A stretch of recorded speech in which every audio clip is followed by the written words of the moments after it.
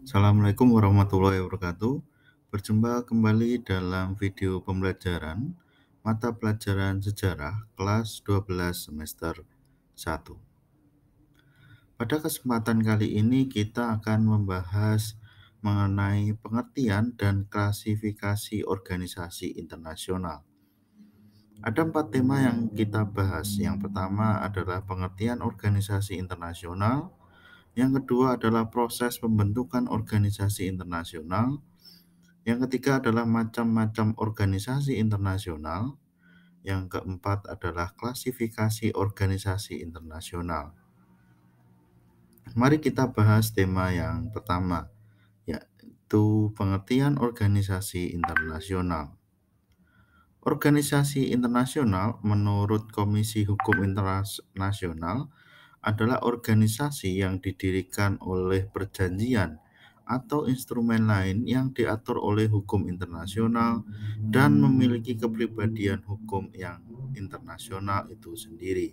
Artinya bahwa sebuah organisasi internasional selalu ada kesepakatan-kesepakatan atau ada deal-deal atau persetujuan atau bisa dikatakan ketentuan-ketentuan yang disepakati oleh keduanya, dan itu harus disahkan di dalam uh, sudut pandang hukum. Ada pengesahannya itu menurut hukum internasional, dan kesepakatan itu telah disepakati dan memiliki nilai tersendiri bagi orang yang melakukan kerjasama itu atau yang terlibat di dalam organisasi tersebut. Nah, menurut White ini menyatakan bahwa organisasi internasional itu adalah sebuah seni menciptakan dan mengatur organisasi umum dan regional yang terdiri dari negara-negara merdeka untuk memfasilitasi kerjasama dalam maksud dan tujuan yang sama. Jadi dalam sebuah organisasi nasional itu kita diberikan kebebasan. Dalam arti seni ini adalah kita diberikan kebebasan untuk membuat dan menciptakan kelompok kita sendiri dengan tujuan dan ketentuan yang kita buat sendiri. Nah, tentu saja organisasi internasional ini terdiri dari negara-negara yang merdeka, negara-negara yang memiliki kemerdekaan, kebebasan untuk menentukan diri sendiri. Kemudian di dalam organisasi itu ada kerjasamanya, ada nilai kerjasama. Nah, kerjasama itu tergantung dari maksud dan tujuannya. Biasanya organisasi itu diciptakan, organisasi internasional itu diciptakan atas dasar tujuan yang sama.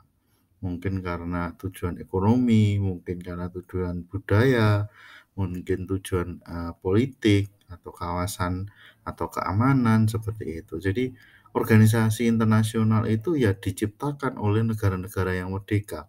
Kemudian di dalamnya ada kerjasama tentang hal-hal yang mereka sepakati bersama di dalam anggota kelompok itu. Jadi kesimpulannya bahwa suatu organisasi yang dibuat oleh anggota masyarakat internasional selalu secara sukarela atau atas dasar kesamaan yang bertujuan menciptakan perdamaian dunia dalam tatanan hubungan internasional. Jadi organisasi internasional itu adalah sekelompok masyarakat internasional.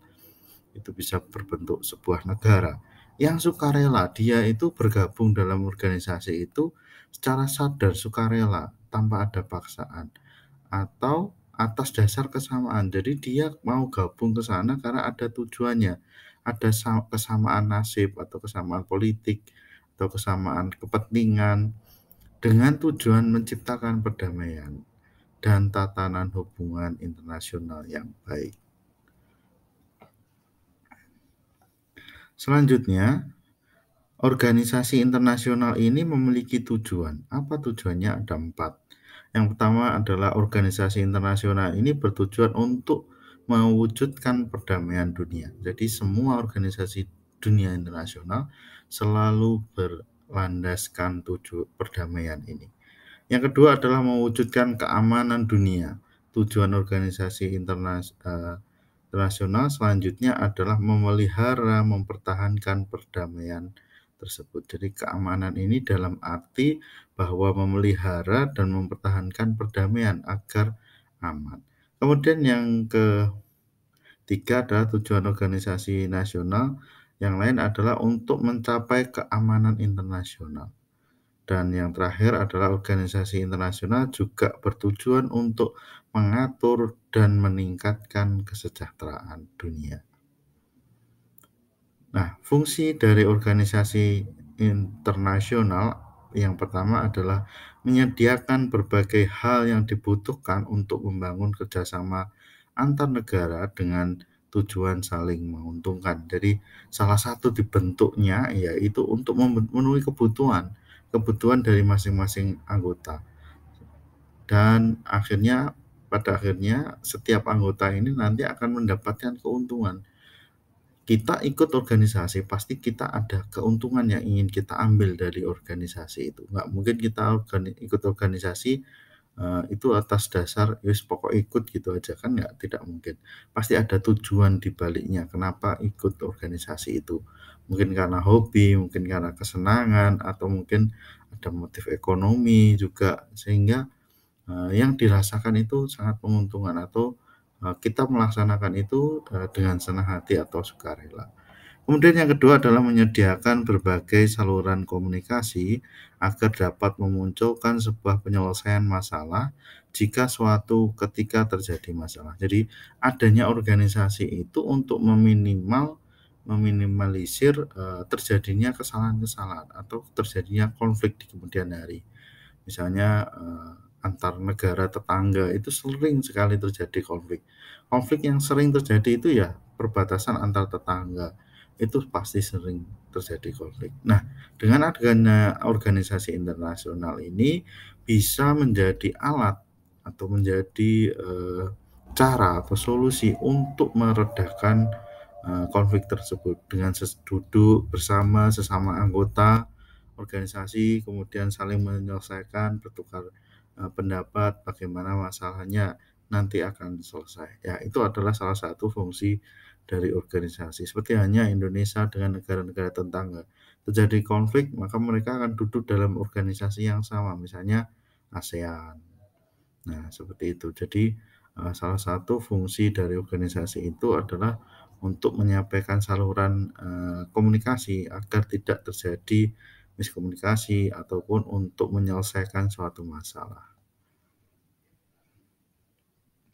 Tema yang kedua adalah proses pembentukan organisasi internasional. Bagaimana proses, sebuah organisasi internasional itu bisa berdiri, ini kita pakai, menurut pemikiran diakronik ya. Jadi, pemikiran sejarah secara diakronik atau menggunakan pendekatan proses atau menggunakan pendekatan proses atau diakronik. Oke, ketika proses pembentukan organisasi internasional ini selalu diawali karena adanya suatu konflik atau suatu permasalahan yang ada di dalam sebuah kawasan. Kemudian karena adanya permasalahan itu akhirnya muncul ide untuk melerai konflik itu. Kemudian wakil-wakil negara kemudian berkumpul dan bermusyawarah sehingga pada akhirnya tercapailah sebuah kesepakatan atau perjanjian sehingga nanti akan berdirilah sebuah organisasi baru. Macam-macam organisasi internasional. Dari organisasi internasional itu ada dua jenis macam menurut jenisnya. Yang pertama adalah organisasi global.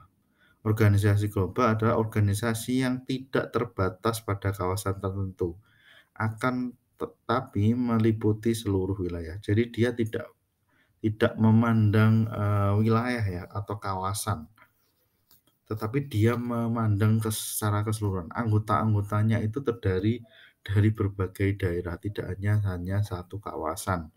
Dan, lingkup, organisasi tersebut bergeraknya tidak hanya dalam satu kawasan, tetapi menjamah ke seluruh dunia atau mengglobal di berbagai tempat.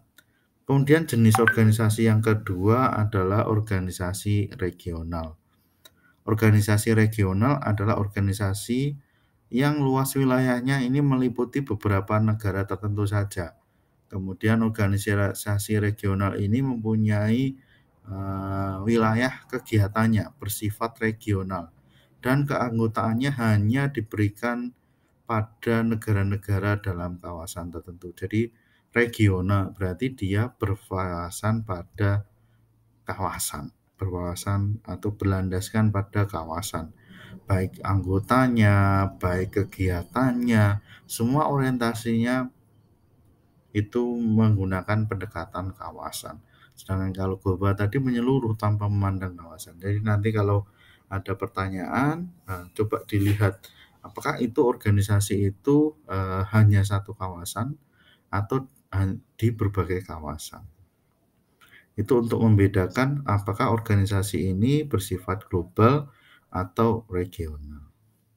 Nah, ini adalah beberapa klasifikasi organisasi internasional.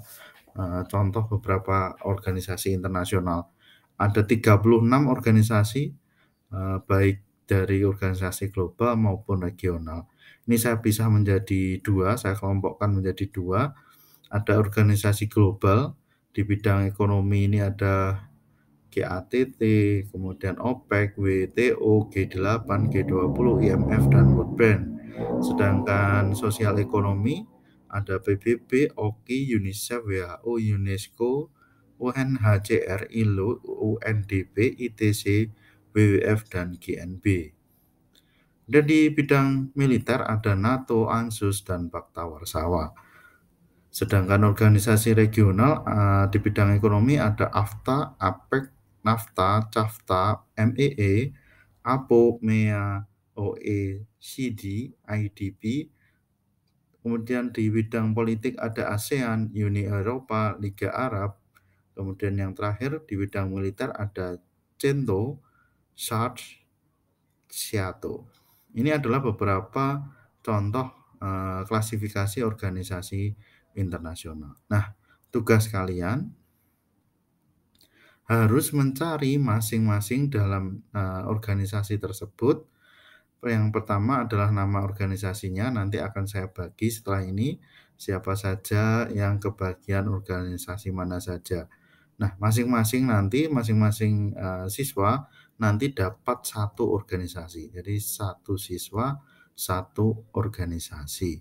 Nah, di dalam satu organisasi nanti kalian diwajibkan untuk melihat atau mencari jenis organisasinya. Ini jenisnya regional atau global.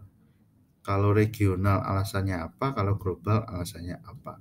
Kemudian latar belakang pembentukan organisasi ini. Apa latar belakangnya dibentuk? Kemudian tujuan organisasi, negara-negara anggotanya, tugas organisasi ini apa? Kemudian dampak organisasi ini terhadap Indonesia. Apakah Indonesia juga ikut serta atau dalam kebijakan apa Indonesia juga terdampak dari adanya organisasi ini. Itu mengenai kerangka tugasnya. Nah, untuk pembagian tugas ini diurutkan. Jadi nomor absen 1 itu GATT, absen 2 OPEC, absen 3 WTO, dan seterusnya. Kemudian dilanjut ke PBB ini ke bawah, dilanjut lagi ke bawah dari NATO ke bawah, dan seterusnya. Ini untuk pembagian tugas masing-masing organisasi. Minggu depan kita akan melakukan presentasi. Demikian video pembelajaran kali ini. Apabila ada kekurangan saya mohon maaf. Assalamualaikum warahmatullahi wabarakatuh.